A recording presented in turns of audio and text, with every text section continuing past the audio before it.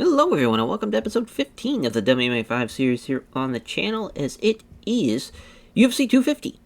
Usman and Jorge Masvidal. Of course, a fight that, I think a lot of people kind of underestimate how great that first fight was, because Masvidal actually looked really solid there for a good bit. He's doing a lot of counters. He was looking pretty good.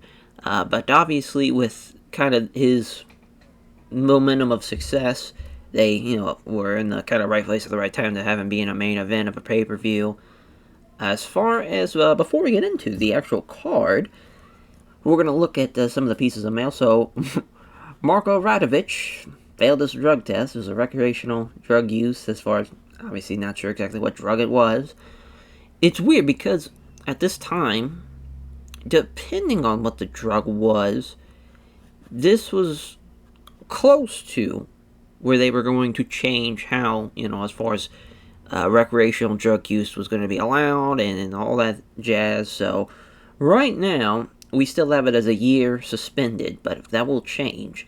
I want to say we have not made that a thing yet, but obviously it's something, as far as with the soft drugs, yeah, I think it's pretty dumb as far as them being suspended for a year. Yeah, now I've made it to none, so tough break there for Marko, but yeah, so that's now, you'll never see somebody at least test positive to where it's now going to be a no contest. And the Ultimate Fighter recap, as far as for night 3, another Team Bonner guy gets the win, as Ibrahim Mane actually lost. He lost by decision for team, as far as Stefan Bonner looking for the sweep. And also a fight that's happening on UFC 251. It's no longer taking place, as Michael broke his jaw, preparing for the Dong Hyun Kim fight, as Michael Perazos is, he's definitely going to be out for the show.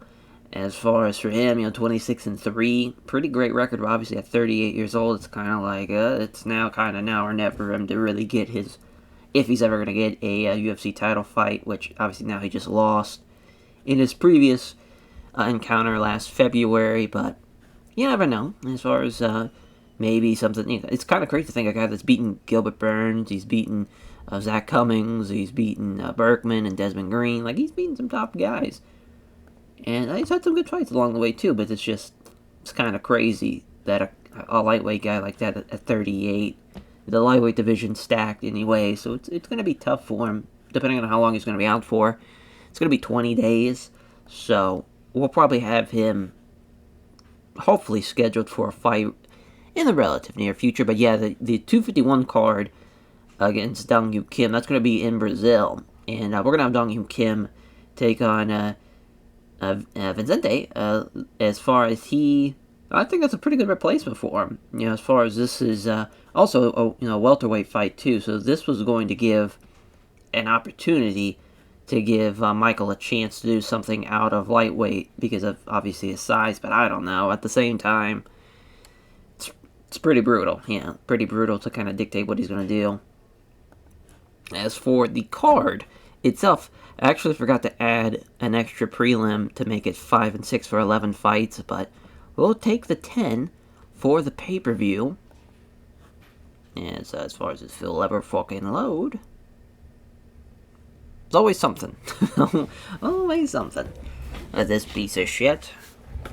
We're taking forever to load, so we'll just be, there we go, we're finally, oh my, Jesus, I forgot to turn that down. Sorry, everyone. Boy, I'm sure that was fun to hear, as, Usman, Jorge Masvidal for the welterweight title.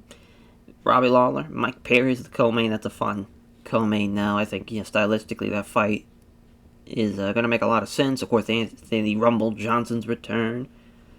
It's crazy. He's 265 here. Boy, that's a big fucking weight to be weighing in for Anthony Johnson. But we'll see. And it's because Alexander Volkov, he's like 6'7", 6'6". That's a tough challenge for him.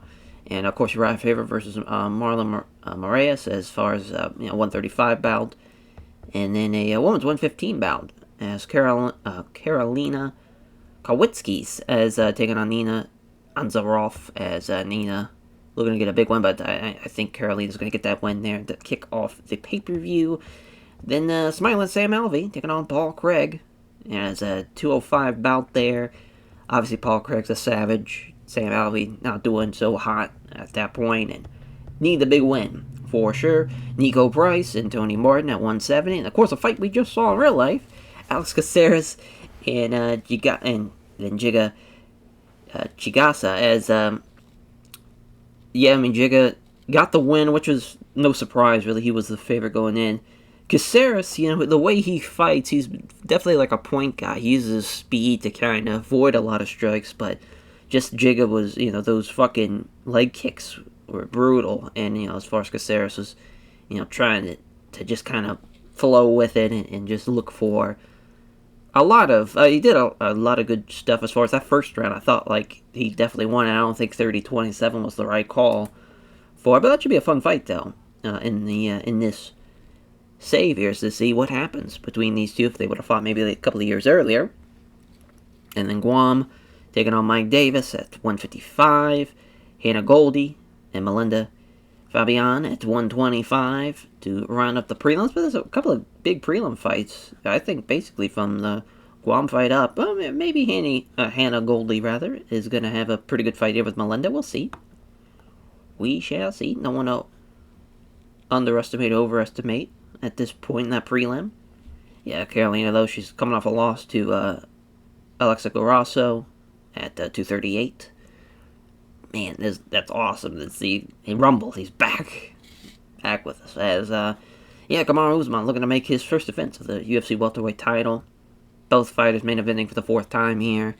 Masvidal finished 3 of his last 5.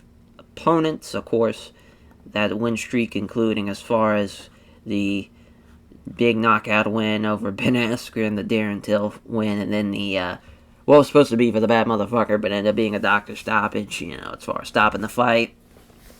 But yeah, guy that, as far as, he always put on, like, good performances, but definitely just got, was in the perfect place at the perfect time, because they were needing somebody to kind of fill the shoes of having somebody be an exciting, kind of brash, arrogant type of fighter. Now that obviously, as far as McGregor was gone that year, so just the right place at the right time, and doing that at a pay-per-view as well is huge. Like all those kind of things aligned for that. And it's kind of weird to think that he's getting the Darren Till one was huge, but at the same time it was Ben Askren, it was just kind of, it's kind of more of his name of what he used to do instead of what he's doing at that point in time. Because, as far as the UFC run, a bit of a flop, especially with that 5-second knockout. But, as far as all those were rated fantastic in the previous fights. The Damian Maia fight was very interesting. It's obviously completely different styles.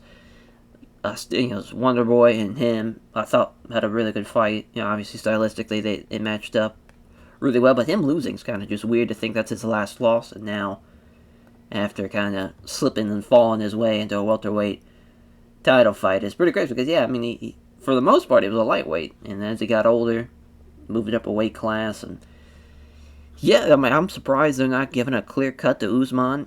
I think wrestling-wise, he's gonna be a bit of a problem. Obviously, in real life, though, he showed off what he could do stand-up-wise. But, as far as he, at this point, undefeated in the UFC, the Colby fight, the Woodley fight, I don't know why they said that's his second defense. Oh, was this for the interim title? Is that why? No. Yeah, I don't know why they said that's his first defense, because this is definitely... we must have had his rate must be fucked up or something.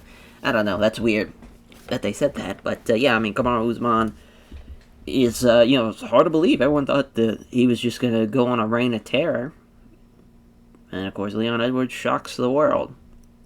But I don't know why they're saying that's the first defense. It's looking to make a second.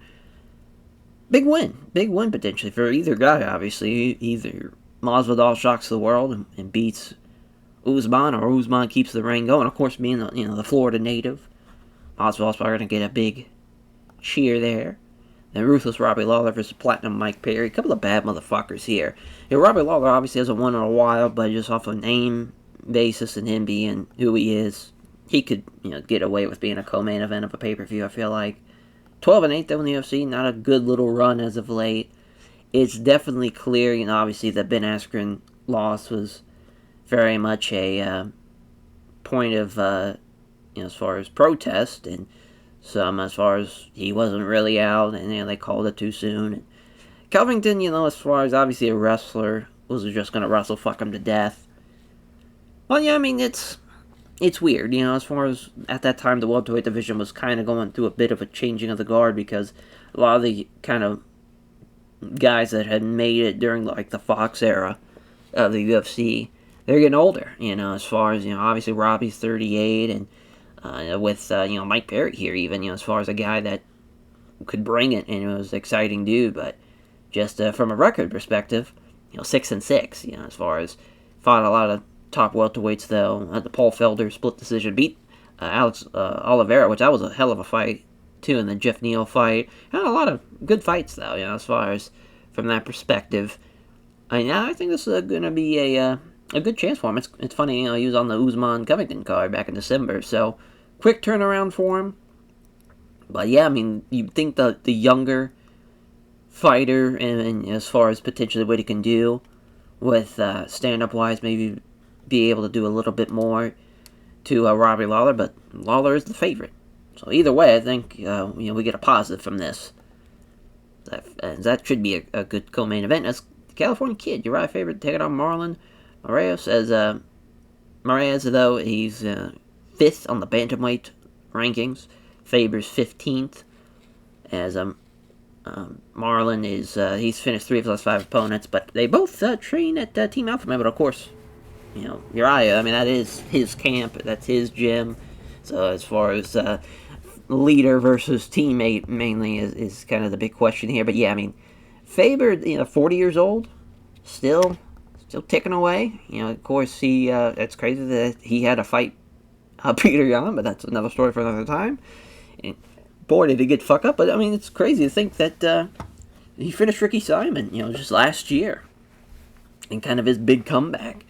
And no one really expected him to do anything of note in that comeback after being gone for, since 2016. He came out and had a great showing. And even the Peter Yan fight, it was a pretty fun fight, from what I remember, especially for somebody at that age. But yeah, this is it's a big-time fight for him. Big-time fight to prove that he belongs as one of the top bantamweights in the world. And for Marlon Moraes, it's crazy. He was riding quite a wave, and then all of a sudden, just shit at the fan, and he ended up getting cut. As far as to think that, he goes on to lose, I think, his next 4 or 5 fights, and ends up getting cut by the time 2023 rolls around. So just wild to think that somebody with that record and looking like he's going to be a top bantamweight in the world just starts going sideways. That happens, though, in this sport. Just one thing happens after another. But yeah, Faber is the favorite. Faber is the favorite. Easy for me to say. It's we'll see how that plays out. Though stylistically, I think that's going to go pretty well. And of course, the return of Anthony Rumble Johnson against Alexander Drago. Volkov is Volkov, big fucking heavyweight against Anthony Rumble Johnson. But Rumble, man, he's got significant weight advantage. Just crazy, because I think he's 6'2", 6'3", yeah, 6'2". Boy, oh boy, though, I mean, it's, what more can you say about him? It sucks that he's no longer with us. A lot of fun-ass fights throughout the years. Definitely the Gustafsson knockout, him knocking out, as far as Big Nog, and the fucking Glover Teixeira knockout, uppercutted him to death, and just sucked that, he had to step away. And as far as came back for the Cormier fight, and I just was stylistic, it's that's not going to work out well, because obviously DC beat him the first time around, and just tough because he had to take on a lot of great wrestlers, but he usually would knock them out. It's just DC's just a different breed. It's funny, it's hard to believe, started off as a welterweight and couldn't make any weight, because yeah, I mean, he definitely was more of a light heavyweight and even a heavyweight in future fights. But it's hard, it's sad, because around this time, early 2020, it was, talked about he's going to make a comeback, and he's coming back, and he's, looking to be a heavyweight, because there's, a bit of I would say the heavyweight division is definitely heating up again, because, Francis was really about to come into his own, and potentially John Jones is going to, move up to heavyweight, so there's looked like heavyweights were going to be the big thing of this decade, and just fucking sad that we never got that. As for Volkov, though, Volkov has a pretty great run at this point. He's 4-1. A long, lengthy kind of heavyweight like that can give a lot of guys a lot of problems. It's funny, they fed, Greg already got fed to him after losing to Derek Lewis, but it's just so weird because at Bellator he wasn't really all that great. He had a loss to Czech Congo, lost to Tony Johnson by split decision. Like really, the Ivanov win was kind of his biggest one. I don't think a lot of people really expected Volkov to end up being like a top heavyweight in the UFC, but beats Roy Nelson and goes on and beats Stefan Struve, beats Fabricio Verdum. Goes on a run, and now, at this point, he's a top 10 heavyweight in the world. He's 8th in the UFC. It's a big fight for him. Big fight for both guys. Rumble's looking to make a big splash in his comeback. And for Volkov, he's looking to, as far as keep that heavyweight streak going, it's looking like he's going to be a top threat. As far as Nina versus Carolina, as Nina is ranked 6th, Carolina is ranked 10th. Nina trains at the American Top Team. Carolina trains at, as far as she is 0-1 against other members of that team. Rather, Nina has won 3 of her last 5 fights by decision. Carolina hasn't won in a couple of years, since April of 2018. Nina is the favorite, 5-2 in the Blurcat stat picks. That makes sense. 10-6 Florida native, Fort Lauderdale to be exact.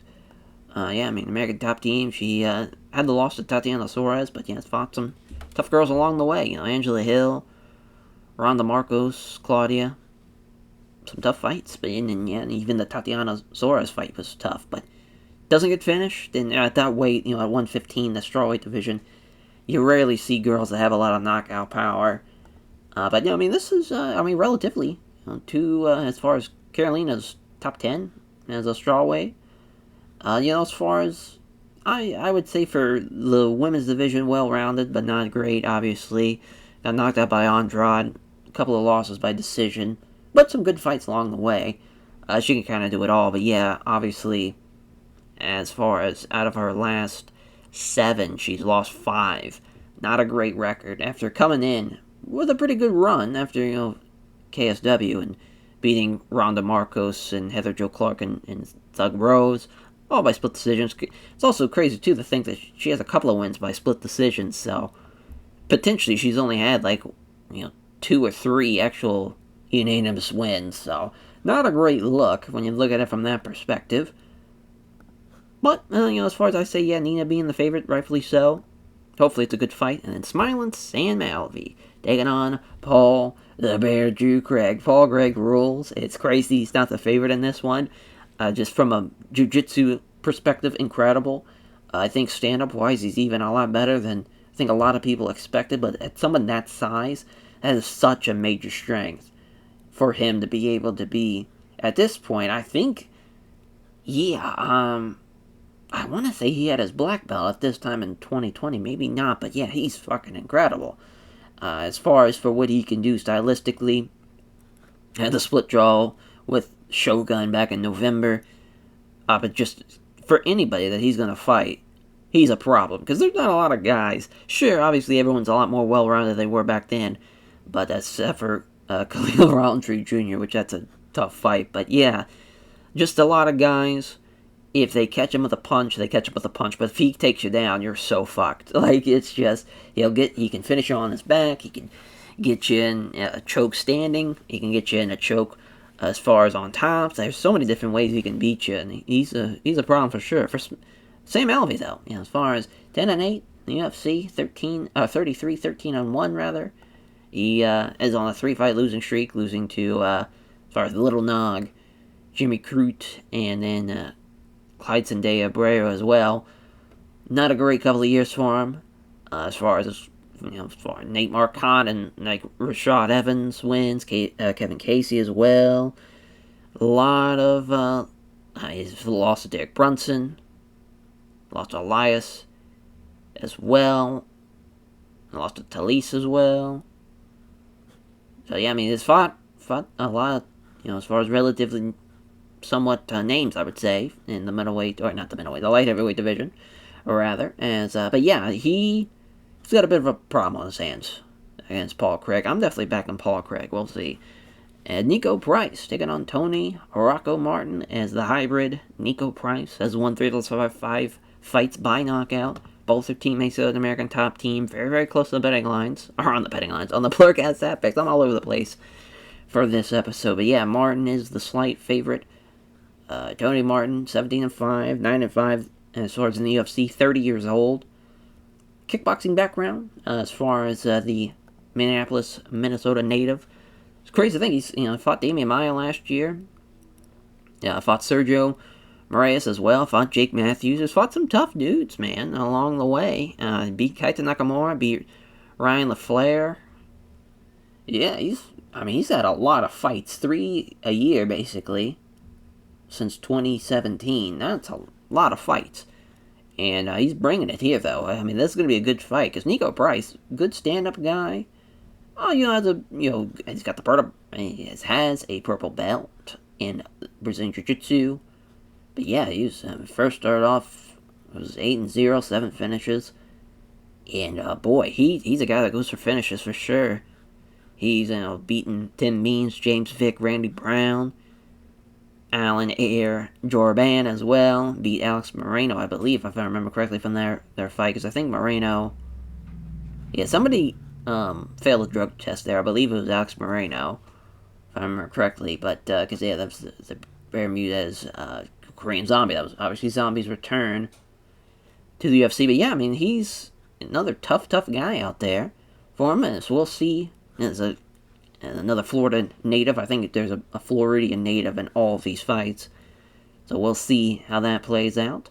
Then Alex Bruce Leroy Caceres against Chigaza. Chiga, man. It's crazy. Anthony Caceres is the favorite because in real life, very much looked like, obviously Chiga as being a fucking world-renowned kickboxer, coming in at 8-2. Obviously he fought so many kickboxing bouts. I mean, he just was an absolute savage out there. And to go into this fight against Caceres, I just felt like stylistically those guys made so much sense. It's hard to believe, as far as Bruce Leroy himself. I mean, Caceres, not a great record, but a guy that, puts on a lot of exciting fights and some exciting styles, at least stylistically. When he started, there was just not a lot of great matchups for him in the beginning. And he got a couple of big wins, though. I mean, Sergio Pettis' fight was huge. And also, he was kind of fighting at the wrong weight class, always felt like. Because he started off as a bantamweight, which I always was like, it's a little too much of a weight cut for him. But yeah, I mean, and fighting Yair Rodriguez, like, that's a crazy fight to have against someone. And Guan Yang as well, which is split decision. Yeah, Kron Gracie, obviously, when he's to the mat, he's pretty much fucked. But we saw Kron Gracie eventually get put in his place. But yeah, I mean, he's someone, he'll bring it for sure. And obviously, I think the way WMMA 5 kind of runs their fights, it should be a pretty exciting one. I don't think it's going to make it out of the first round. We'll see. We shall see. And Guam himself making his debut. And yeah, I mean, it's crazy to think what happened to him, because everyone was like, this fucking guy is going to be a menace at lightweight. Is just kind of stuck in limbo for a couple of years, because fights kept on getting canceled against him. And he finally comes back, and he gets a shocking upset loss. Just brutal, as he's taking on Mike Beast Boy Davis. But yeah, Mike Davis, you're kind of getting fed here. The Orlando native is in for a treat, but boy, I mean, there's a couple of big motherfuckers here. It's kind of crazy to think you debut against Gilbert Burns. That's a tough debut. He might have a chance, who knows? But yeah, I mean, Guam is, he's a savage. Yeah, that's going to be a tough one. Thana, 24K Goldie, taking on Melinda Fabian, as Melinda is the favorite. 7-inch reach advantage, too. Yeah, Hannah Goldie, good luck with that. Tampa, Florida native, 5-1, lost in her debut against Miranda Granger, as that was back in August. As for Melinda herself, Hungarian native, 4-4-2, a lot of fights, but in the UFC, though, not a great kind of start. She had the draw and then the loss to Ji Young Kim back in June, so it's been a while since we saw her. Yeah, the majority draw and split decision. Tough tough to start off like that. But the Kimbo background, I think that just kind of shows off that the women at flyweight, at strawweight, those kind of smaller weight classes, it's tough because a lot of them don't have like knockout power. So you know it's going to go the distance if they're a striker. So they're basically point striking, as far as they're fighting off points. They're not looking for that big finish. We're seeing a little bit, though, that's changed. A couple of girls now are getting some real power about them, but for the most part, I would say, you rarely see it. And yeah, this is going to be a tough first fight, I think, for, Hannah Goldie's already had the loss already in her career. I know Melinda's looking for that win, and just with that reach advantage, you'd have to say she's going to be a favorite by far. And yeah, minus 650. No teams for both girls, so at least you're even on that perspective. Mercoliato's a referee. Goldie gets a good ovation there. It's obviously his hometown native. As here we go, opening battle fight begins. Fabian slipping past the right hook, counters a left jab and a right cross that just misses. Oh my god, it's been a minute. How is she starting to breathe heavy already? That's crazy. Two fighters come together and engage. This jab and a high kick. Now a couple of jabs, doesn't connect with the right to the body. Now they're engaging in strikes. How does someone have that bad of a stamina? Like, that's crazy. You're 2 minutes in, you're 125 pounds. Like, even Bob said in the Pride save that we did, at least he's fucking massive. But, Jesus, this is nuts. He's off target, or she's off target, rather, with the left jab. Left hook to the body. Goldie misses the jab, connects on the right hand. I cannot believe Hannah Goldie's already tired. She slips past the right hook, attacks with a solid right hand. Engage in the center, misses with a jab, scores with the right hook, off target with a jab, scores the left jab now. It's Hannah Goldie's got a gash underneath her eye. So now Goldie looking to clinch up, and now Fabian now is looking to get her up against the cage. He does so.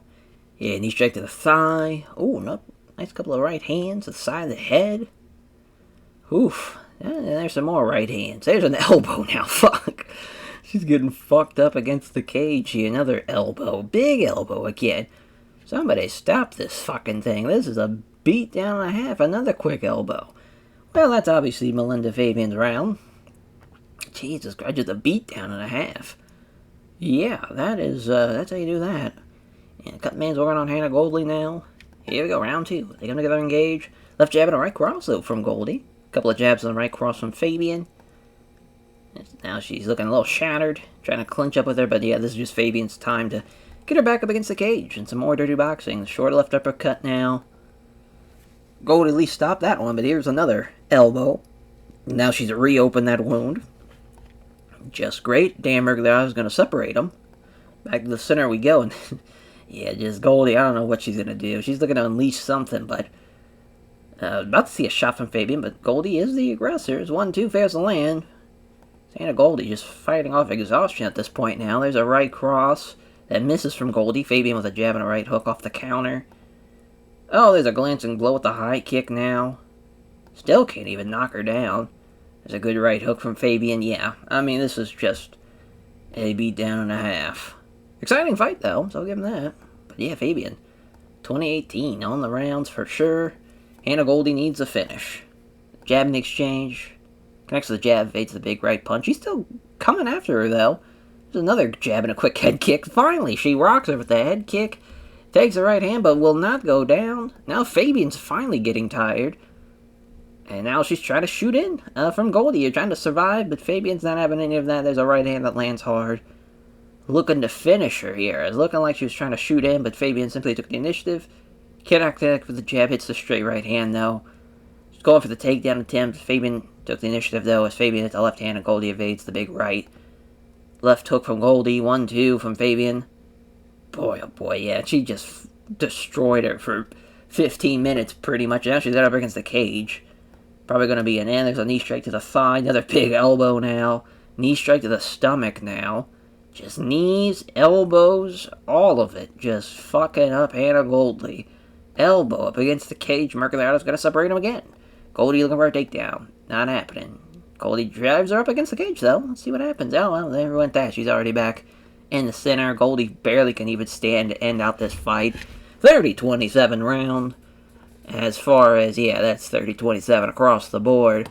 Surprised that was really good, but yeah, Hannah Goldie, she ain't ready for the UFC. Just is what it is. 5-2 now. We'll send her down to Invicta. Maybe she can get something going down there, but yeah, just a little out of her element. Just a wee bit. Man, Guam, this is going to be a good fight, though. I really do think that. I think these two got something to prove. Two men in incredible physical shape here. Man, we'll see if they'll be able to hang on to the rounds and whatnot. If just that size is that going to be able to hold up for 15 minutes, we will see. But yeah, Guam is obviously the favorite at 10-2, but Mike Beast Boy Davis at 8-2 is not a bad underdog pick, to be honest, at plus 410. Yeah, plus he's fighting from a home crowd. We saw what the Tampa native did in the previous fight, got destroyed, but you never know what might happen here with Mike Davis. Stay touch gloves. Both fighters throw, but neither fighter can land a shot, though. Offside with left jab, and he comes up short on the body kick, too. There's Guam now. Can't catch him, now. Some great head movement from Guam now. Let's see what we get. It says feints one side, causing him to be off balance. Counters a leg kick with a pair of jabs, followed by a right hook that's avoided the last possible second. Davis now with a left hand in the exchange. He's doing a pretty good job so far. There's a nice 1-2, a jab, and a body kick. Now looking for the takedown as Mike Davis can't get it, though. Soft topic on one leg, though, so let's see what Davis can do. Can't get him against the cage either, though. Wow. So let's... Oh, no, he does finally do it. Okay, well, yeah. Now, well, there went that. Turn him around. So, already you're seeing the wrestling. A little bit too much for him. Misses the right hook, leaving some of him for a counter to Guam. And there's a left jab and a big right hand that just misses. And as Guam moves in, preparing to throw. Trying to get in close. Guam aggressively took the initiative to jab. It's wide. Catches them with a low kick to the front leg now. Glancing blows on the exchange.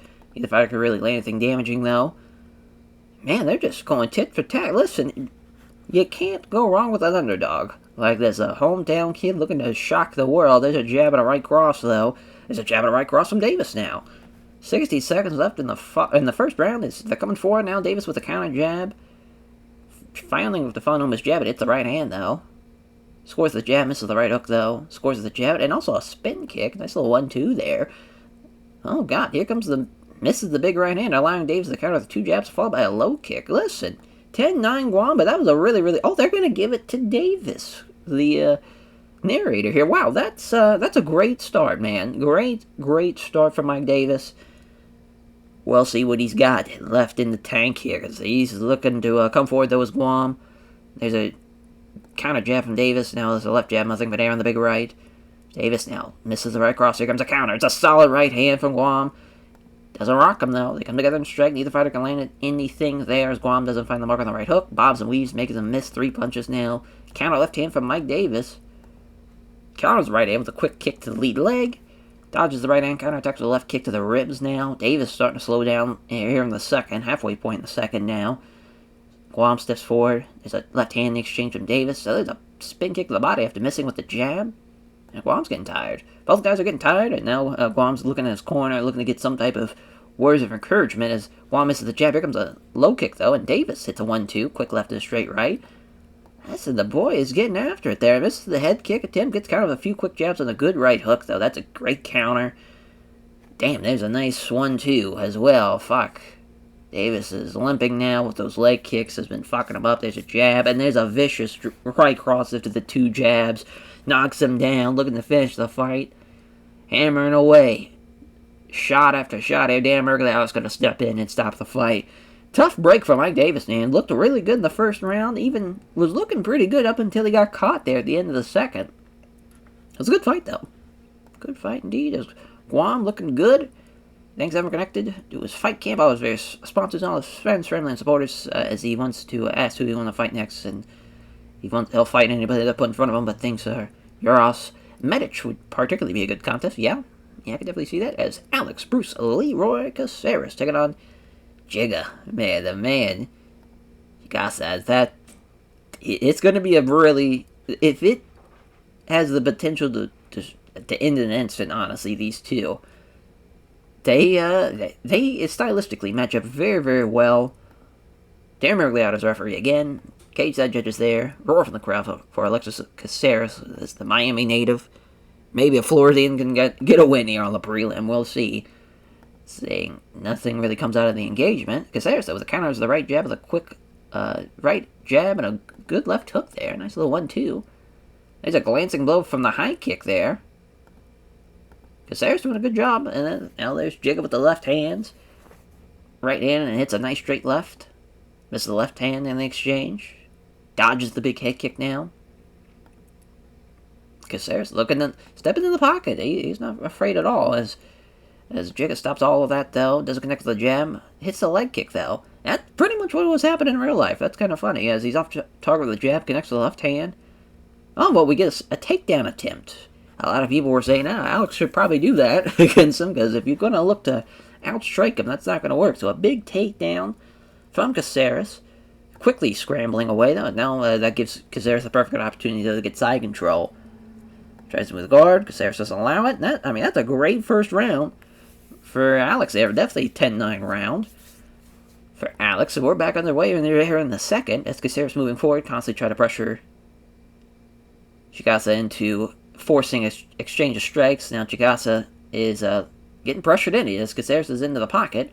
3 quick punches, 3 of them landing home, and then hits a straight left too. God damn. Oh, Caceres gets caught with a feint now. Left jab and right hand's absorbed on the gloves. Misses with a jab also, but scores the left hook, though. And looking for another takedown. Listen, Chigaza's in some big, big trouble here. As Chigaza now is trying to scoot him up backwards up against the cage. And he stops him from cage walking now. So he's got him pinned him in a seated position, trying to get into a more dominant position. Not giving up mount, though, at least. As, again, he stops him from getting up. Looking for a takedown, though. Looks like, as sweeps him right back down. Boy, oh boy, gives up his back, too. Oh, no, rear naked choke, not happening, though. If he gets the hooks in, though, this might be it. Not happening. Well, 2018 for sure after the first 2. Listen, Chigaza needs a finish in the worst of ways. Let's see what Chigaza's got. There's a 1-2, doesn't hit either blow. And because there's looking to clinch up with him now. Well, there goes that. Took him down, and that will be it for Chigaza, unless they stand him back up. But how about that, Alex? Caceres, he at least gets a win here in WMMA 5. As now, oh, look at that. Looking for the arm triangle. Not happening now.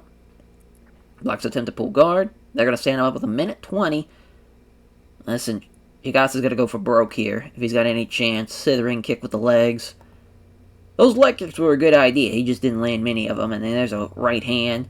Another leg kick. Damn. But Caceres, again with these takedowns. Oh, but, oh my god, imagine he taps him out. Aw.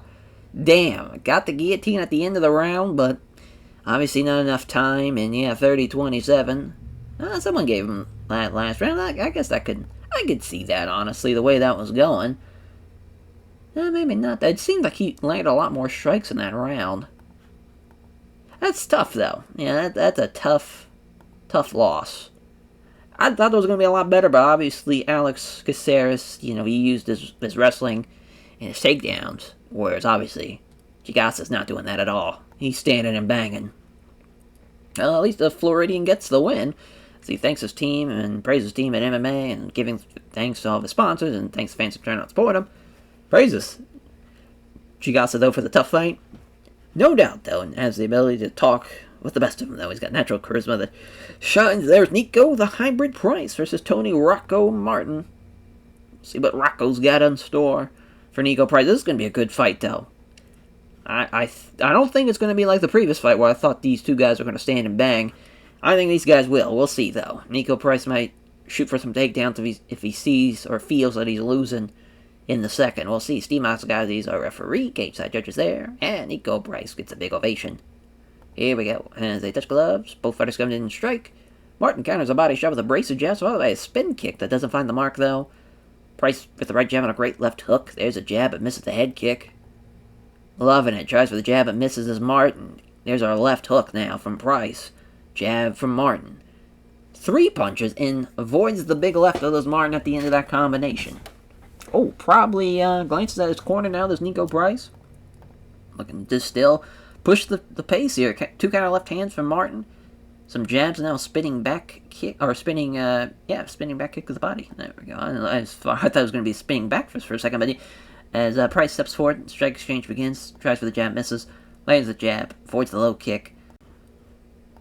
So we'll see as far as now, coming forward now, the end of the round. First, as far as 1 minute left, 2 counter left hands from Martin again. Right jab and a kick to the body that's avoided. Final 60 seconds now. Price comes forward and the two fighters start trading blows. Counter left hand from Martin. Oh, he caught him with a straight left to the jaw, though. He knocked him down. Could he finish the fight here at the end of the first? He's clearly hurt by a couple of these nasty-looking punches. Oh, man, that has got some elbows now. He somehow survives to the second round. What a shot, though, from Nico Price at the end. Definitely 10-9 for sure. We'll see what happens there in the second. Price coming forward. Two fighters exchange some strikes. Counter jab. Jab hits home, then it's a straight left. Coming forward now, walking down Martin. As Martin hits a jab in exchange, Price throws a two-punch combination, but Martin avoids both of them. Price is still moving well, definitely breathing deeper. So he's trying to come together and strike, but neither fighter can really land anything. Yeah, I think Nico Price probably emptied his gas tank at the end of that round. We'll see the Martin with the left hand. That's a glancing high kick now. Nico Price pushing the pace as he's trying to hit a counter jab now. Doesn't connect, though. Does Martin. Price hits a right hand. Martin dodges the roundhouse kick to the body, though. Pair of jabs from Martin. Nice little low kick from Nico Price. Doing a good job of going after every part of the body. Neither fighter can really land a telling strike there. Missing with the head kick is Nico Price. And now, good fucking spinning back kick again. That had bad intentions, but he misses that one. As far as does Martin. That would have been huge. It tries to hit a jab, misses, though. 3 punches, misses the low kick, though. Nico Price, just the combinations I'm seeing have been tremendous. Oh, what a great counter. As, man, countering a head kick with a head kick of his own. And he rocked him with it. Can Tony Martin finish it here? Rocks him. Holy shit. It's almost like deja vu here. Looking to finish the fight in the second. Now goes for the arm triangle. Boy, that was a terrible, terrible plan. Well, it's definitely all tied up here. Both guys have dropped each other at the end of each round. This is going to be a hell of a final round. Tries a jab, it misses. Price fails to land with a combination in with a spinning back kick. Man, this is awesome. He's off target with a head kick, now he's off balance. So here comes a counter with a quick left jab and a kick to the lead leg. And Price is pretty tired now, clinches up with him. But Martin looked for the takedown, and he's got it. That is huge for this deciding round. Looking to gain better position. Here comes the scramble. Price is already back up to his feet, but Martin immediately drives him up against the cage. Now some dirty boxing now. I'm surprised the kickboxer's doing so well here. With his grappling, that shows you how well-rounded Tony Martin is. Martin tries to get him with some dirty boxing, but Price uses his wrestling to nullify all that. Some punches to the ribs, and now to the side of the head. Price doing a good job, but yeah, I mean, that takedown might have been too much for him. We'll see. He's still landing a lot of nice shots, but they're going to separate him with about 30 seconds left. Both guys are basically tired at this rate. We'll see. Lands the right hook. Left roundhouse kick to the body. Oh, Martin misses with a good right hook and gets kind of with a good left hand, and he rocks him with it. No fucking way. And he drops him at the end of the fight. Unreal. Nico Price steals it at the end. I love it. 29-28. Oh, wait. What? What in the world happened here? Tony Martin wins it? I had to have read that right. That Nico Price dropped him in the third. What in the fuck happened there?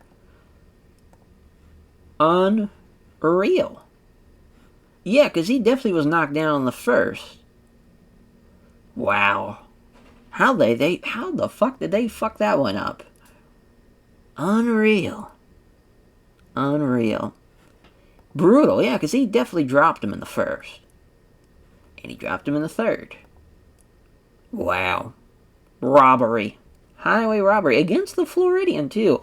That is crazy. What the fuck? Disgusting. I'm skipping his interview, too, just out of disgust. So our main event in the prelim, smiling Sam Alvey as he's taking on the Bear Chew Paul Craig. Oh, man, this is going to be an exciting one. I really do think that. I think stylistically they match up well. You know, Paul Craig's a giant at 6'4", and he needs a win. He could use a win. Sam Alvey needs the win in the worst of ways, though, I think, out of anyone, and we'll see what happens. Mark Otto's the referee for the main event in the prelims. Here we go. Alvey looking to pressure him in. The strike exchange, there's two kind of left hands from Paul Craig. 1-2. Craig avoids both of them. Oh, nice couple of jabs and short on the body shot, but hits him with the right hook, does Alvey. Now looking to counter again with a Paul Craig with a left hook. There's a clean left hand from Alvey now. Oh, quick kick to the lead leg. Yeah, these fucking these, I about to say heavyweights, these light heavyweights are laying it in. 2 jabs, can't hit the head kick though. Uses a jab, but right cross is blocked. Ends with a left hook from Alvey there. 2 counter left hands from Paul Craig, and catches Craig with a crunching left hook after missing on the setup strikes. Now Paul Craig looking for the takedown. He's got him. Oh, but Alvey's got the guillotine potentially here. Paul Craig escapes out of that. Now he's on top here, so he's looking to sweep him. That's not happening. Yeah, Paul Craig, you're in Paul Craig's world when you're down on the mat, yeah. A pretty good round from Sam to Alvey. Definitely great showing from both guys. I definitely would say 10-9, though, for Paul Craig. Realistically, strikes-wise, it was probably close, but I'd say Alvey... Oh, no. Paul Craig landed more strikes standing, 7-10. But yeah, definitely. Once he got the takedown, he sealed that one. See what happens in the second. Oh, wow, look at a great cross right here from, great right hand, rather. A left hand, Jesus, I'm all over the place. As Alvey attacks with the left hand after the counter. As Alvey's off target with a jab. Good left hand, though. Craig misses the left jab, but hits a nice right roundhouse kick, and he rocks him with the head kick. Drops him there. Looking to finish the fight here. And Paul Craig is looking like he just might do it. And I was looking for the arm triangle. I don't like that, but I respect what Paul Craig's going to try and do. Because he should be able to get something like a Kimura. Yep, there we go. And so that is Paul Craig for you. What a savage. Love it. Absolutely love it. Yeah, fantastic fight. Paul Craig's going to bring that. He's going to bring that style. And as I say, Sam Alvey was doing a really good job in that first round. Had him maybe potentially with that guillotine. Couldn't get it done, though. But yeah, Sam Alvey, of course. This is 4 losses in a row now. Yeah, not looking great. But I can't really... He does have fantastic fights, is the thing. Oh, yeah, a 33 on a 4-fight losing streak and his 10-9 in the UFC. I think, yeah, we probably should go our separate ways with that one. But what a win for Paul Craig, though. That's awesome. Love it. That was a great fight. Great fucking fight. Fight of the night so far. And he wants to take on Alonzo Minfield. That would be a hell of a fight as well, as he gives a name check to a Manchester top team, all his favorite sponsors, all of his friends, family, and supporters. Yeah, what a great showing there. So on to the main card. Our opening contest, Nina versus Carolina. As there's... Nina is going to win this one, as far as from that perspective. Or Na, rather, as far as the Na will win this one. Carolina, Nina, this is both pretty close in the betting lines, minus 160, plus 120. Both have a top team, or for this in Carolina's side, a fight team, a WCA fight team, American top team for Nina there, Muay Thai versus Brazilian Jiu-Jitsu. It's going to be tough to follow that prelim main event, but I wanted to make sure that the prelims had a banger of a main. And we'll see, though. Maybe this will be a banger, too, as Nina fighting from the home crowd. Big cheer there. Yeah, the main event for the prelim was the only fight that didn't have a Floridian in it. But so far, it's been the best fight. As, let's see what Carolina does. If she's looking to force a strike exchange. Counter left hand doesn't connect, though. 1-2 doesn't land either blow. Misses the right cross. Here comes a counter from Nina with a left roundhouse kick to the body. Counter jab. Hits the left hand, misses the leg kick. Nina doesn't find the mark on the right hook. Off target with a jab. Also has the right hook blocked. Stalking forward now, pressuring Nina. Fires off a counter jab. There's a left jab and a right cross. Forces strike exchange down. Here comes forward and the two fighters exchange. 2 counter left hands now from Nina. Or from Carolina, rather. As Nina throws a 1-2. Carolina was equal to it. Yeah, halfway point in the first. Not the greatest of following of that fight that we just saw. But so far, 2 counter left hands, though. In exchange from Carolina. Now, she can't connect the jab as Nina, but she lands the roundhouse kick to the body. She's doing good on those body shots. Doing a really good job. That's 2 counter left hands from Nina. Misses all the strike combinations there. Ended with a head kick. Nina with the takedown attempt. She probably will get it. Yeah, single leg takedown there. See what she's got on top there. Boxer tipped sweep. Minute left. She's looking to just lay in prey position. Oh, no, there's a quick shoulder smash. Oh, man, a couple of punches there from the bottom. Good call there from Carolina. But yeah, definitely Nina won that first round, 10-9 for sure. Same happens in the second, countering the right hand with a kick to the leg. 2 counter left jabs from Carolina. 1-2 from Nina, fails to land. Nina misses the right cross. Here comes Carolina with a counter. It's a jab and a right cross that just misses. Oh, there's a nice little quick kick to the lead leg there from Nina. She's doing good with these leg kicks, as she dodges the right hand, counterattacks with the left cross. Two-fighter strike without success now. Tries for the high kick. That's wide of the mark. She's off target with a jab and a right hand. It's Carolina now. Halfway point in the second. Nina looking to push forward. There's a jab from Carolina. Now she's looking to set up the strikes, but she can't hit it. But she hits a nice straight right hand. As now there's a jab and a head kick. Doesn't find the mark though. 1-2 from Nina. Straight left and a quick left and a straight right rather. This exchange of blows comes and goes. Neither fighter can really land anything to end out the second here potentially. Yep. A lot of missing. Yep. And so, yeah, I mean, that's probably another 10-9 round for Nina. It's pretty close, though. Look at the fight metrics they're going to give it to Carolina. Yeah, I don't mind that. Yeah, we'll go with it. Fuck it. It seemed like she did more damage, but I don't know, though, at the same breath. It just felt like those leg kicks were doing more, but we'll see. Yeah, probably. We'll just say it's all tied up for the sake of having an exciting final round. Engage. Nina misses the right hand. She's off target. Is with that one. And here comes Carolina with a jab that lands, but the right hand nearly fails to connect. So there's a missing with the jab. It's the right cross, though. There's a jab. It can't hit her right cross. They meet in the center. About 2 minutes left. Misses the right hook. Here comes a counter. It's a quick left and straight right.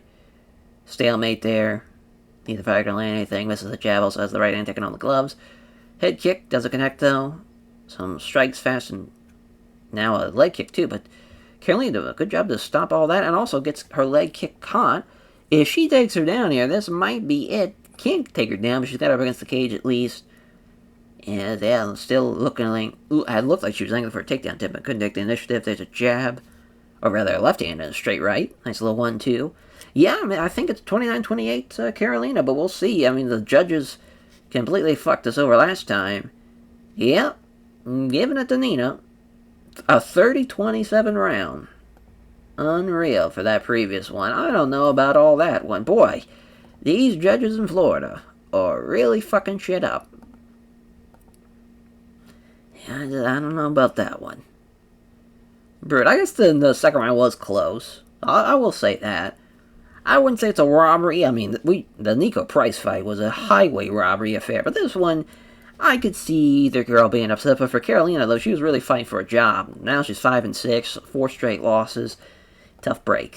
Yeah, down to a victor she will be going. Or unless we just let her contract run out. It really depends on what her deal is. Nina gives a name check to everyone at American Top Team, all of her various sponsors, all of her friends, family, and supporters. And she shows respect to Carolina for her skill and toughness there. Here we go. Rumble, he's back. Taking on Alexander Volkov. Here we fucking go. -110, he is the slight favorite. The Florida native, but of course fighting out of LA here. As, boy, Steve Mazzagotti's a referee for this one. Whew, here we go. Giving up at least 25 pounds. I don't know about all that. I don't think Anthony Johnson's fighting around 270, 275, but we'll see. Opening bell rings here. They come together and strike. It's really tentative, though. Volkov goes with the body with a left hand. Lands a left jab, hits the right cross, too. There's Anthony Johnson. Oh, there's a left hook. Ooh. Yeah, that's brutal. Oh, he sees the head kick coming, though. It's kind of a jab at it and a kick to the lead leg. I don't know if Rumble Johnson... I don't really remember him throwing head kicks, but I'm all for it. Oh, gets kind of a left jab at the right hand, though, does Anthony Johnson. Another counter again. Volkov doing a good job off the counters. Pair of jabs and a right hook. As now goes for the leg kick. Doesn't connect those. Volkov misses with the right hook. Misses the right hook. Gets kind of a low kick there is Anthony Johnson. Now kick to the lead leg. Rumble looking for a leg kick. After the left jab. Doesn't connect, though. Oh, shit. Here is a counter. Massive right hook. Right on the button. Drops him. Look at the finish the fight is Rumble here. Minute left. He's going to hang on. He will. Oh, never mind. Oh, my God. He's getting fucked up here. Oh, he's still going to survive. What in the world? The knee strike to the ribs? Well, the Rumble is back. That is for sure. Great first round. Dropped him. Fucked him up on the ground, too. Somehow Volkov survives. 2-punch combination for Volkov. Quick left, straight right. There's a clean right hand from Anthony Johnson. 2 left jabs. Oh, right, doesn't say what type of jabs. I guess 2 jabs followed by a right cross that's blocked. Clean right hand from Johnson. Volkov's getting a little tired here. Volkov attacks with a glancing head kick, though. He might rock him with that. I don't know. Leg kick from Volkov. Oh, another massive right hook right on the jaw. Oh, and he knocked him out. Fuck. Yes, the Rumble is back in a big, big way. Great showing there. Listen, for a guy that is very, very close to the betting line, and a guy that hasn't fought in a couple of years, that's how you do that. Huge win. He's ranked 13th as a light heavyweight. It didn't show his ranking would he be as a heavyweight. But I would argue, if he just beat Volkov, who's, I think, 7th? Oh, he's 10th. Oh, he's 8th. No, never mind. So, yeah, he's a 8th in the rankings there, and was 4-1. I wouldn't mind seeing him take on a top 5 guy. Especially with Ngannou being out, I think that opens the door for something there. You know, as far as I know, there's kind of the fallout of what's going to happen, you know, as far as the winner of Stipe and DC takes on John for the unified belts, as far as for the heavyweight and light heavyweight title. So we'll see how that plays out, as far as depending on who's going to be the first challenger for either John or whoever wins out of that heavyweight contest. I'm assuming it's going to be John Jones, but we'll see. But yeah, great showing from Rumble. Love it. Praises team at Elevation Fight Team. It's very responsive to all the fans who come and support him. Says he's got a lot of respect for Alexander Volkov and praises his toughness there. Fuck yeah. Back as we're on to the bantamweights though. California Kid, Uriah Faber, taking on Marlon Moraes. As Moraes though, he is the underdog at minus 150 plus 150. Very, very close. You know, Uriah Faber wrestling background, but he's a solid striker. But I would say Moraes potentially has a higher ceiling as far as striking wise. But both guys 5'6", both guys weighed in at 135. Palm Beach, Florida for Marlon there. Mark Otto's referee. Cage side judges. Courts, here we go. Fight begins. They touch gloves. Faber looking for the takedown early. He's got it. Oh boy, let's see. Looking for a pass. He allows the pass, so it's just a ploy to scramble with him. As Marlon's up first, but he's quickly grabbed against the cage. Now judo throw. Boy, 2 for 2 on these takedowns. And he's got him pressed onto him. Oh boy, looking for the fucking choke. Doesn't get the guillotine. Hit some weak punches to the upper back now. That's kind of more just out of frustration and not really doing a lot of damage. And he's got side control well. And now he's got the arm triangle. Marlon stops that. Some knees to the ribs. Looking for the Kimura. That gets blocked.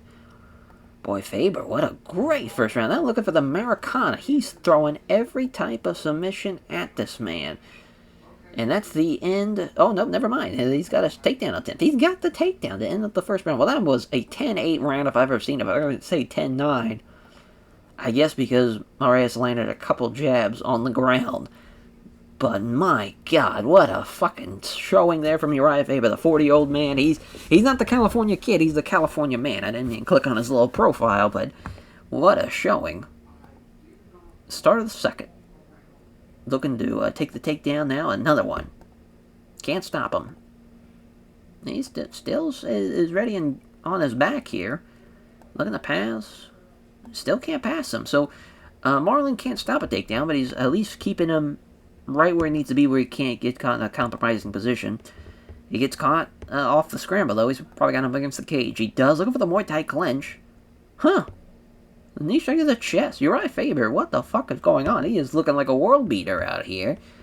Knee strike to the ribs now. Not enough power behind that one. And that's the end of the second. Well, definitely. I mean, I would argue it's 2017 on the cards, but we'll just say it's 2018. Either way, Marlon needs a finish. There's a big right hand, though. But Faber looking for a takedown. He finally stops him, but he's got him against the cage. Looking for the Muay Thai clinch again. Knee strike to the chest, not a whole lot of power behind it. Misses that knee strike now. Misses. Oh, no, he hits that one. Never mind, but it's not without a lot of power anyways. Still keeping him in the clinch. Is a knee strike after knee strike here. It either hits or he barely has any power with him, and now he pulls free of the clinch after taking a beating. Minute 30 left in the fight. Faber throws a 2-punch combination. But Marlon's got a good guard. Keeps that out of bay. Goes to the leg kick. Gets countered. Man, what a 1-2 there. Left jab with a good right hook. Faber looks like he's trying to shoot in. Simply took the initiative. Now doesn't triple his opponent with a combination in with some low kicks now. Yeah, 30-27. Uriah Faber. I mean, they're being generous. That was a 10-8 round, that first round. But my God, what a showing. Complete domination. I think Marlon was ranked ahead of him, too. Yeah, he's 5th. I think Faber's now... Yeah, he was 15th in the world and 13th. And what a dominating performance. Unreal. How about that? Yeah, praise to the team, of course. Team Alpha Male. Various sponsors, all the fans of the game will support them. And a little post-show victory party. Tough break there. It's our co-main event. This is going to be a dogfight. I know these two men are going to go for broke. Ruthless Robbie Lawler, Platinum Mike Perry. Love these two men. As far as what they can do in there, they will go for broke. The 38-year-old Robbie Lawler, though, is the heavy favorite at minus 330. I don't know about all that, but we'll take it. Mazzagotti's referee, cage side judges here, roar from the crowd, and Mike Perry gets a big ovation. Now Perry ignores the touch of gloves. Yeah, that's what Mike Perry for you. As Perry throws a counter left hand, doesn't connect it though. Lawler connects with 2 big right jabs and finds nothing but air on the big left though. Oh, he's off target with the head kick and he gets punished with a quick kick to the lead leg.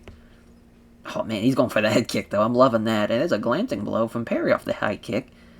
Yeah, these guys are going for it. As there's a quick punch and then from a flurry, but misses the right hook to the ribs. 2 counter left jabs from Perry potentially. Probably a 1-2 off the jab, I had to guess, off the counter. There's a solid right hand. Lawler misses the left cross for the counter from Perry. Oh, there's a fucking jab and a wicked left uppercut. Oh my god, knocked him down with that uppercut. Looking to finish the fight here in the first, and he does so. That's Robbie Lawler for you. 29-14-1 for him. Looking for that big 30 win. God damn, I love Robbie Lawler. That's awesome. Fun fight. Yeah, I figured it was going to be a fun one. You know, those guys were going to go for broke. As they have Robbie Lawler, as far as he's always been from being interviewed regularly. I mean, just talk about a favorite amongst those. And now Jorge, Game Red Masvidal against the Nigerian Nightmare, Kamaru Usman. This should be a fun one. This is, I mean, realistically, it's striker versus grappler. I guess striker versus wrestler, if you want to be exact. But, I mean, listen, Jorge did a pretty good job in that first round. Well, I would say around the 3rd or 4th round. The championship rounds was kind of when he was starting to tire out a little bit. But, obviously, a guy that never really had any, formal wrestling training. Was mainly just in there in the fucking backyard and started his way through. And, I mean, obviously has a fight experience that Kamaru Usman does not have. But, it's going to be an interesting one. To definitely see how it's going to play out. Would not surprise me if Kamaru Usman dominates him off wrestling. Wouldn't be surprised if Masvidal catches him. This could go either way, honestly. It didn't seem like that maybe the first time around. Definitely felt like Usman was going to have the advantage, but it's kind of like, hey, he's got a fighter's chance. But I really do think he might be able to knock him down. We'll see. As a jab lands from Masvidal, the big right to the body, though, misses.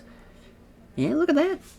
Doing a great job. A 4-punch combination there. Quick with 3 of them, and then lands the beauty of a straight right. Doing well.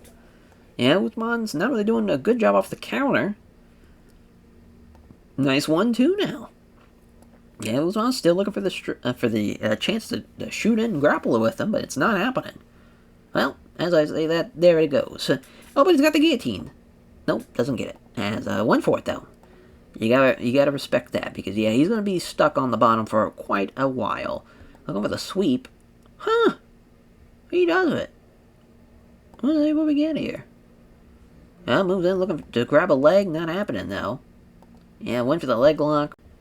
So now in half guard, let's see what he's got. Just content to catch him up against, trying to catch his breath here. Now he's trying to move from half guard to full guard. Not happening.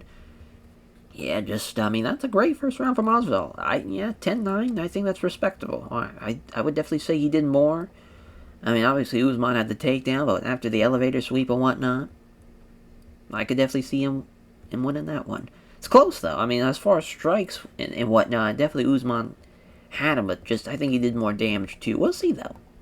See what happens in the second. Yep, Usman, not wasting any time. Going for the takedown. That is how he's going to do that. Oh, that glancing elbow off the top of the head. And doesn't allow Masvidal to lock him up now. Yeah, this is kind of what I was expecting from Usman. He's going to use that wrestling to keep him down after he gets that takedown. The referee's going to stand him up, but I'm sure Usman's looking for something. Oh! Catches him with a crunching right hook. Oh, rocking him now. There's a left jab, can't connect for the head kick now. And now he's looking for a chance to grapple up with him again. Lands the left jab and the big right punch is evaded. And yeah, they're going to give that to Masvidal. I don't know about all that. I know he rocked him with the one shot, but I would say it's all tied up after 2. I wouldn't say it's 2018. Definitely 1919. As, yeah, Masvidal constantly comes in looking to throw some strikes. Now he's trying to get in close. Now Masvidal took the initiative first. Jab. Evades the big punch. So jab lands from Masvidal. Now Usman evades the big right punch. Caught him with a beautiful straight right now. That's the thing, because Usman's striking is a lot better than what we're seeing. Because right now, it's just been, Masvidal's been like just a world-class striker. And then looking for the takedown attempt. Can't get it though. Jab. Right to the body. Left jab. Misses the vicious right hand. Now he's got him up against the clinch. Or got him against the cage rather than a clinch. Yeah, doesn't do it though. Masvidal defends it well. Looking for the takedown here off the double. Yep, that's a Greco-Roman slam. Takes us back to... Wouldn't be surprised he just grounds the... Oh, he's looking for the rear naked choke. Oh boy, Oh, he fights it off. Looking for it again. Yeah, he's got him that time. Damn, well, I mean, that is Kamaru Usman for you. I mean, he got his back. Big takedown. That's his second offense. Don't mind them. Yeah, I mean, that is crazy. I mean, his striking was pretty shit, standing-wise, but obviously you see a lot of... He landed a lot more shots, but... Masvidal... I was hoping he'd throw like a flying knee or something, or try and, once Usman was going for the takedown, catch him with a knee or something, but that was not, in fact, the case. That was basically all his chances. But what a win! As Kamaru Usman gives a name check to everyone at Hard Knocks 365, all of his sponsors, all of his friends, family, supporters, he celebrates, having defended his welterweight title for the second time, as he posed for photographers with the belt around his waist, as he provided me a charismatic interviewee. Hell yeah, I mean, listen, I thought I did pretty well. Commercial rating was at 83%. It's not great. Critical rating, 68. We had 10,000. $2 million gate. That co-main was fun. All the main card fights were relatively good. Just the beatdown of Marlon Moraes was just crazy. And then obviously the Paul Craig-Sam Alvey fight was awesome. It's funny enough, Alex Caceres and old Chigaza himself, that was the worst fight on the card. Depending on how you... Yeah, I mean, that was kind of weird to say, but hey, man, that's the way she goes. How much money you think we probably won is the... made, rather, is the better question for this one. Yeah, performance bonus for Uriah Faber for sure. One for Johnson. Oh, hold on. What's the fight? Robbie Long? No. This was the fight of the night, for sure. I'm going to give a performance bonus for both guys. Listen, Sam Alvey, thanks for being here. But, it was a tough break for you. And also I'm going to give one to Nico Price, because Nico Price got robbed. He beat Tony Martin. See what we still make. Oh, we made around 500,000. That's not bad. Yeah, Robbie Lawler made a good bit. And there's 70,000. Yeah, poor Mike Davis only made $2,000. Yeah, Masvidal 232, Faber 231, Paul Craig 90K. Love to see it. You love to see it. Yeah, I mean, I would say that was a fun card, all things considered.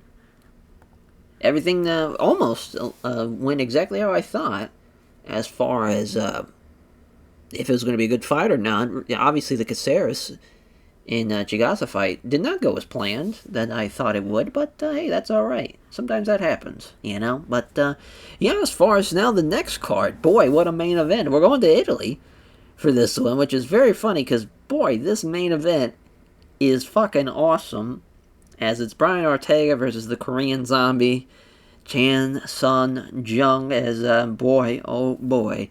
Chan Sung Jung is a savage. He's a fucking world beater. Of course, the Korean Zombie looking for a big-time win. And for Brian Ortega, man, hard to believe. He had Volkanovski so goddamn close to beating him with the guillotine. As far as... I think it's a fun fight because, obviously, he, at this time, Because, yeah, I don't think the Bryce Mitchell fight, was that, I thought that was 2020, 2021, but it might have been 2019. So, as far as, obviously, Korean Zombie is either the only guy or he's the first guy. We could just say he's safely the first guy, but as far as being able to pull off the twister in UFC history, Ortega's really, really good. I mean, off his back, as far as I would say, the Korean Zombie's not going to take him down, but you never know. You never know. I figured those guys were going to want to stand and bang, but you never know. As far as from that perspective. But yeah, thank you all for watching, and we'll catch you guys for the next episode for the Fight Night card of Brian Ortega versus the Korean Zombie. Take care, everyone.